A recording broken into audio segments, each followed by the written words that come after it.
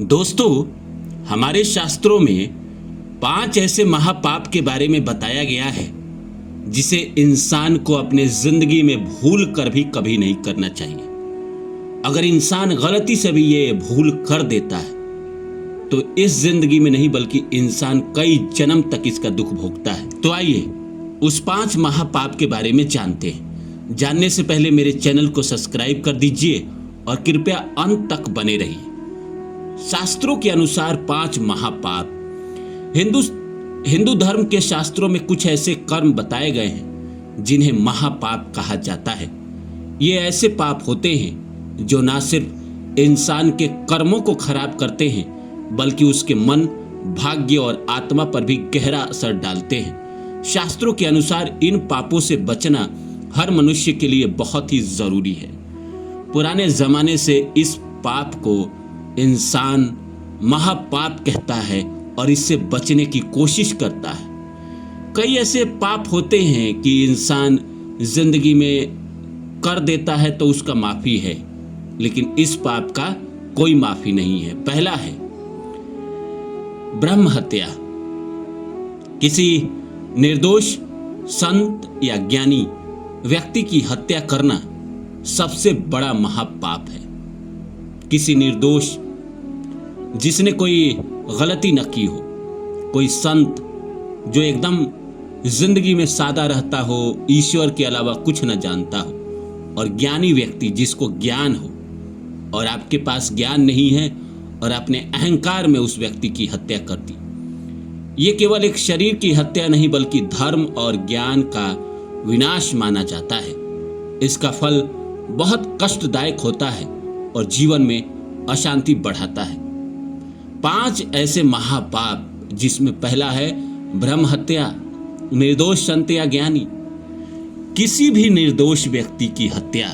इसीलिए कानून भी हमारे देश में किसी को फांसी देने से पहले 20-20 साल तक केस लड़ता है, केस चलता है, तब जाकर फांसी दिया जाता है। क्योंकि कहा जाता है कि भाई किसी भी निर्दोष को फांसी ना दिया जाए।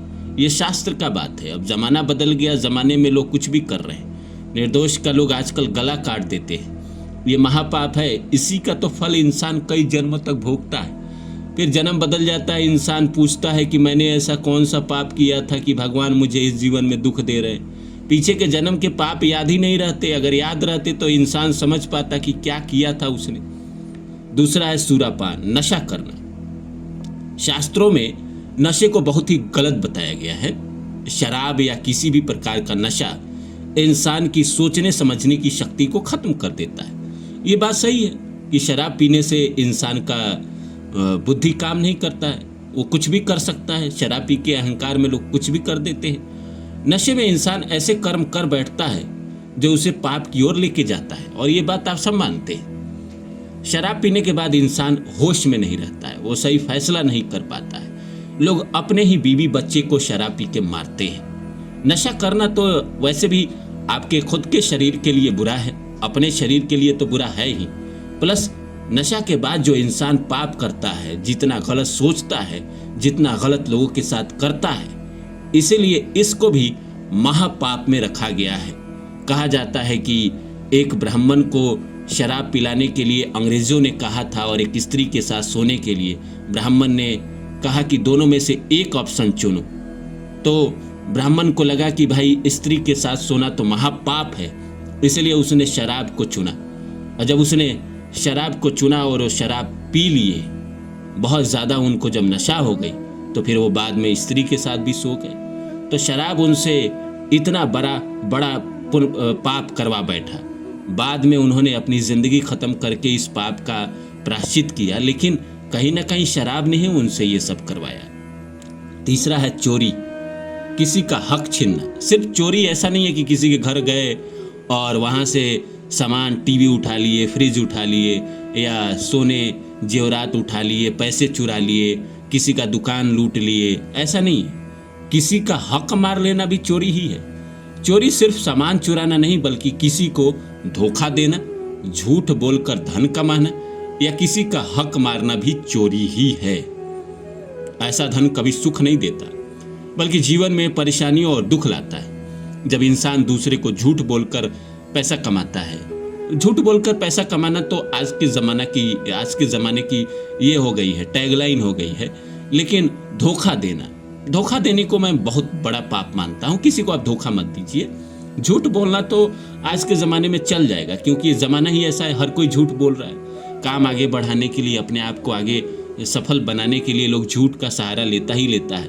लेकिन किसी का दिल दुखाना, किसी को धोखा देना, या किसी का ज़बरदस्ती ज़मीन हड़प लेना, धोखे से अपने नाम पे लिखवा लेना, या कुछ ऐसे कर्म जो कहीं ना कहीं चोरी के श्रेणी में आता है, अगर ऐसा इंसान कर्म करता है तो प्रकृति उसके जीवन में दुख और परेशानियां ज़रूर लाती है। इंसान बेईमानी से पैसा तो कमा लेता है, लेकिन वो पैसा हॉस्पिटल में लगा देता है, या कोई उसका भी पैसा उससे छीन कर लेकर चला जाता है, क्योंकि जो आपने मेहनत से नहीं कमाया वो आपके पास टिकता ही नहीं है। आगे बात करते हैं जो चौथे नंबर पे है, वो गुरु पत्नी गमन। आज के ज़माने में तो वैसे गुरु है नहीं, लेकिन जो भी आपके टीचर है, शिक्षक है, या कोई गुरु तुल्य इंसान है, गुरु, शिक्षक या किसी सम्माननीय व्यक्ति के पत्नी के साथ गलत संबंध बनाना, ये दुनिया का सबसे बड़ा पाप है। और इसीलिए दुनिया के महापापों में इसको रखा गया है। ये सबसे गंभीर नैतिक पापों में से एक है। इससे इंसान का सम्मान, संस्कार और आत्मिक शक्ति कमजोर हो जाती है। सिर्फ गुरु के पत्नी के साथ, शिक्षक की पत्नी के साथ नहीं, जो आपकी कंपनी में आपका बॉस है, और ऐसे केस अभी आ रहे हैं लगातार कि लोग अपने कंपनी में काम करते हैं, बॉस से संबंध अच्छा होता है, उनके घर आने जाने लगते हैं, उनके पत्नी के साथ अफेयर कर देते हैं। तो ये समझ लीजिए महापाप है।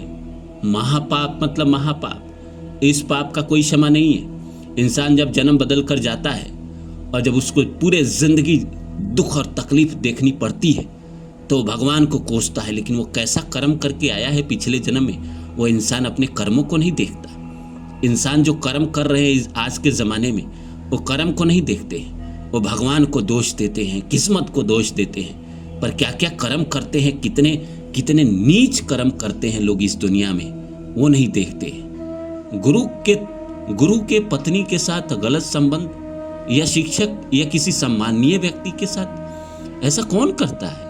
ऐसा तो दानव ही करते हैं, राक्षस ही करते हैं। और राक्षस को दंड का पूरा अधिकार है प्रकृति, इसीलिए जब उनको दंड देती है तो क्षमा नहीं देती है। आखिरी है बुरी संगति। वैसे आप सब जानते ही है कि संगत से गुनात है, संगत से गुंजात। साधु के साथ रहोगे तो साधु बनोगे, चोर के साथ रहोगे तो चोर, अच्छे सफल इंसान के साथ रहोगे तो सफल बनोगे, और गुंडा मावाली दोस्तों के साथ रहोगे तो गुंडा मावाली बनोगे, असफल लोगों के साथ रहोगे तो असफल बनोगे। ये जिंदगी का नियम है कि अगर आप संगत अच्छी कर लेते हैं तो आपकी जिंदगी का आधा काम ऐसे ही हो गया। अपने से सफल इंसान के साथ अगर आप रहते हैं, जो सदमार्ग पे है, अच्छे मार्ग पे है, तो आप आधी जिंदगी की जंग हमेशा जीत लिए।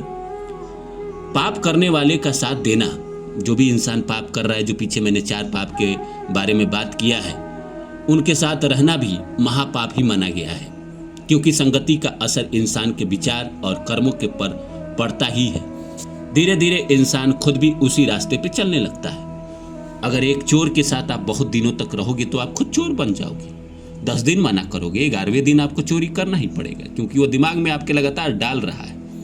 उसी तरह एक सज्जन इंसान के साथ रहोगे, अच्छे इंसान के साथ रहोगे, बेशक आप चोर हो, तो वो लगातार आपके अंदर कहीं ना कहीं ज्ञान डाल रहा है, विवेक डाल रहा है, अच्छे मार्ग से कमाई करने को डाल रहा है, तब अच्छे मार्ग से कमाई करने ही लगोगी। गलत आदमी आपको हमेशा गलत रास्ते पे ही लेके जाएगा। सही आदमी हमेशा आपके जीवन में आपको सही मार्ग पे ही लेके जाएगा। इसलिए अपने जीवन में दोस्त का चुनाव करते समय बहुत ध्यान रखना चाहिए, संगत का चुनाव करते समय बहुत ध्यान रखना चाहिए, क्योंकि कई बार ऐसा देखने में आता है कि इंसान किसी दोस्त के कहने पे कहीं गया, दोस्त बुरे काम में लिप्त था, किसी की हत्या की थी, पुलिस ने इसको भी पकड़ लिया जो अपने दोस्त के साथ गया था, इसको भी सजा भोगनी पड़ रही है। निष्कर्ष क्या है? ये 5 महापाप हमें यही सिखाते हैं कि जीवन में सही और गलत रास्तों का चुनाव कितना जरूरी है। अगर इंसान इन पापों से दूर रहता है तो उसका जीवन शांत, सुखी और सफल बन सकता है। याद रखिए कि कर्म का फल जरूर मिलता है, इसीलिए हमेशा अच्छे कर्म ही करना चाहिए।